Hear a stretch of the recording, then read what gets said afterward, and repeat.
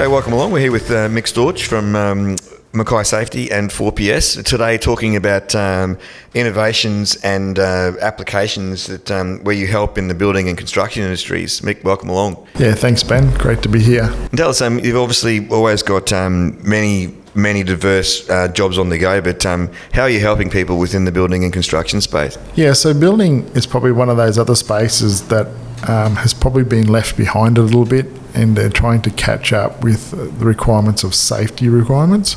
The legislation is quite clear, and they made some changes a few years ago, particularly around the type of procedures and things that they're meant to do. However, there's still a long way to go in the sense of, there's just a mum and dad builder versus a corporation that has lots of building trades and subcontractors and all those things. The safety difference between them is miles apart, and what we find ourselves doing is helping more of those bottom end mum and dad type organisations. The small medium guys, I seem to wear that conversation out quite a lot. It's because it's just about trying to help people succeed. So. Yeah. Always, and I think it's a very it holds a lot of merit, because those types of businesses and smaller businesses, they can be in growth phases, they can be in taking on more work, but they also generally want to do the right thing and not do the wrong thing. So you're there to help. Yeah, correct. And I mean, unfortunately, for sometimes, the stick is what makes them change. So we do find regularly now workplace health and safety. Visiting their sites and issuing improvement notices or prohibition notices, and which is sort of what a lot of times some of these builders are brought to us by. It's like, we've got this problem with the department, what do we got to do? So we help them navigate through that process to begin with. So that's sort of the stage one of it, making sure they have whatever the requirements were required from that.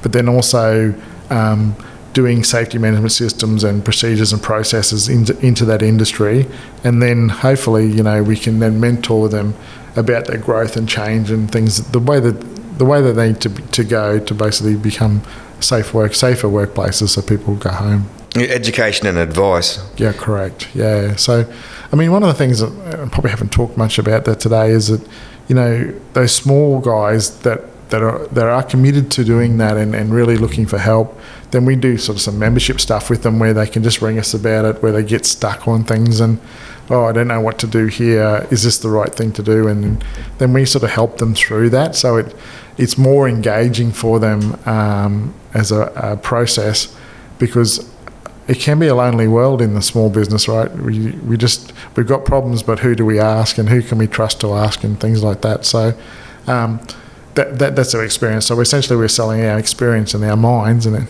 to help those businesses navigate all those conditions and things. So and taking away the unknown, because you do understand the policies and procedures so well, and working for much larger corporations and much bigger businesses. There's some things that can be handed down that are highly beneficial they simply didn't know before. That's correct, and it's just all relevant, So you have a bigger manual up here, you might have a smaller procedure and process, and sometimes they don't need a manual, they just need a procedure and a few forms and be set on their way, basically. So yeah, and I think one thing that I've learned a lot from these conversations is that it's also extremely easy. You've got like online safe work method statements now. You've got things that are a lot easier than people realise. Yeah, so we tried to make it, again, it's always about trying to make it easier and accessible for people so that they can certainly just jump on a website and download some of our swims. Swims are very construction-focused industry, but essentially a swim could be a JSA as such. It's just in my mind it's a term, other than if you're in the construction industry, swims do say you need to do these certain things, but you could just grab that and just use it as normal in other areas, and can still be called a swim and still have all those bits requirements in it. It doesn't impact the document. So yeah, cool. And again, like I say, the beauty of these procedures and making it easier is that if you're making it easier, it's not a hurdle, and effectively you're making people safer. That's correct. Yeah, and helping them. So yeah, it's awesome. No, thanks for coming along, Mick. Great, mate. Thank you.